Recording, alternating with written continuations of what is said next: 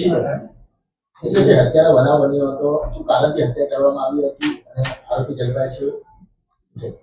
સુરત શહેરના Limbayat police station વિસ્તારમાં ગઈકાલે એક હત્યાનો બનાવ બન્યો હતો. લગભગ 5:30 નો બનાવ છે, સાંજનો. આ ઘટનામાં પોલીસે તરત જ કાર્યવાહી કરી અને એફઆઈઆર નોંધી અને જે આરોપી હોય એને પકડવાની પ્રક્રિયા શરૂ કરી દીધી હતી. એમાં પોલીસના ધ્યાનમાં આવ્યું હતું કે 2 આરોપીઓ આમાં સંડોવાયેલા છે. જે ભોગ બનનાર છે એનું નામ અરુણ પાટીલ છે. આ આરોપી તરીકે 2 વ્યક્તિઓ છે. એકનું નામ દેવીદાસ ઉર્ફે ડેવિડ પાટીલ છે અને બીજાનું નામ સન્ની મોદનવાલ હલવાઈ છે. આ બંને જણાએ થઈ અને ભોગ બનનારની હત્યા નિપજાવી હતી. જે 3 જણા છે એ લોકો એક જગ્યાએ બેસેલા હતા. 1 દિવસ પહેલા 3 વચ્ચે ગાળાગાળી થઈ હતી અને આરોપી અને ભોગ બનનાર આ લોકો વચ્ચે એ વખતે પણ થોડોક વિવાદ જેવું થયું હતું. ત્યારબાદ ગઈકાલે એ લોકો પોતાને ગલીમાં બેસેલા હતા અને ત્યાં વાતચીત કરતા હતા. આ દરમિયાન પણ થોડાક એ લોકોને અપશબ્દો કદાચ બોલ્યા હશે એ પ્રકારની માહિતી મળી છે.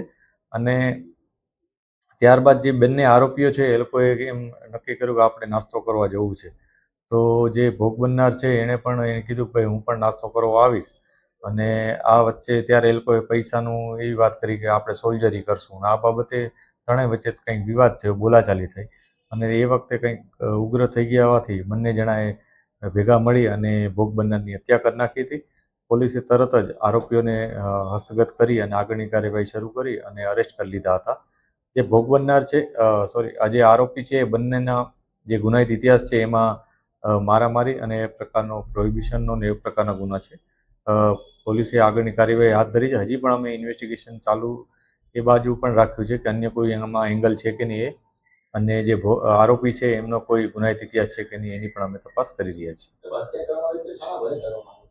જે હત્યા નિપજાવવામાં આવી એમાં જે આરોપી છે એ લોકોએ ચપ્પુ વડે હત્યા નિપજાવી હતી, જેમાં બંને પાસે ચપ્પુ હતું અને એ લોકોએ ભોગ બનનાર ઉપર એટેક કર્યો અને એની હત્યા નિપજાવી હતી. બંને આરોપીઓ પકડાઈ ગયા છે. પોલીસે એને અરેસ્ટ પણ કરી લીધા છે.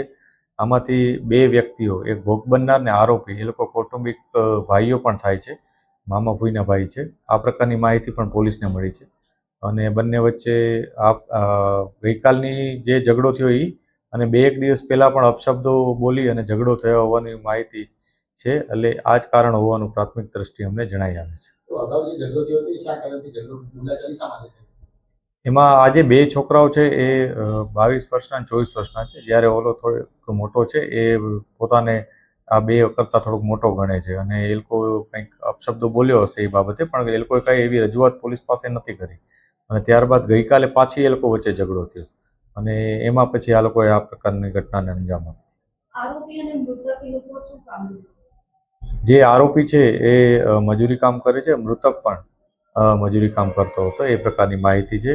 કોઈ રેગ્યુલર કોઈ કામકાજ કરતો એવી કોઈ માહિતી પોલીસને નથી મળી. એવી કોઈ સ્પષ્ટ ફિગર નથી આવ્યો, પણ સામાન્ય નાસ્તો કરવાની બાબત હતી. 200-300 રૂપિયાથી વધારે કદાચ ના હોઈ શકે. કોઈ મેજર કોઈ સોલ્જરી કરવાની બાબત સામે આવી નથી.